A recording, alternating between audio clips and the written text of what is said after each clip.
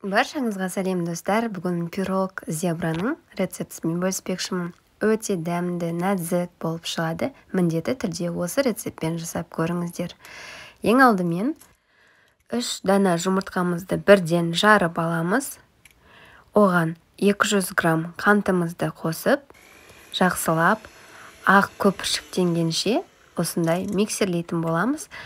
5 минут шамасында.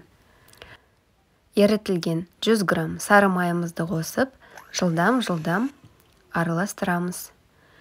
250 грамм ұнға, жарты қасық сода және де жарты қасық разрыхлитель қосып, електен өткізетін боламыз. Міндетті түрде електен өткізіңіздер, сол кезде жаңағы пирогтарыңыз жақсы үлпілдек болып көтерілетін болады. Және де 200 грамм сметанамызды, яғни қаймағымызды қосып, жақсылап миксерлейміз. Осылай лопатканың көмегімен жақсылап араластырып алдым. Тестамызды 2-ге бөлдім. Біреусіне какао қосып, жақсылап оны осылай араластырдым. Видеода көріп тұрғандарыңыздай етіп. Сонда менде бір ақ, бір қара сұйықтық пайда болды. Формамызды алып, пергамент қағазын төсеп, енді тестамызды жайғастыратын боламыз. Бір ас қасық жаңағы сливочный тестамызды салсам, бір ас қасық шоколадты тестамызды салатын боламыз. Сөйтіп қайтара жасаймыз, яғни тестамыз біткенше бір ақ, бір қара жолақтан жасап отырамыз. Сонда бізде жаңағы зебраның әдемі узоры пайда болады. Осылай видеода көріп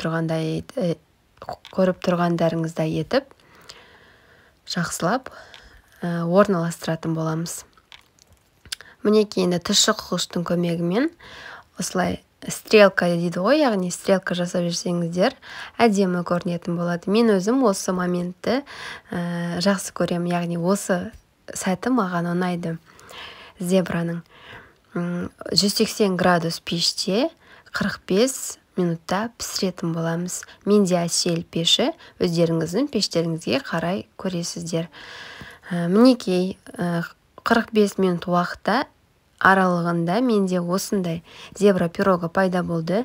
Мен суық жерге шығарғандықтан тестам сәл отырды, бірақ арасын осылай бөліп, қаймақты сгущенкалы креммен жабыстырып, пирогымның бетін, яғни өзінің корочкаларымен сеуіп әсемдедім.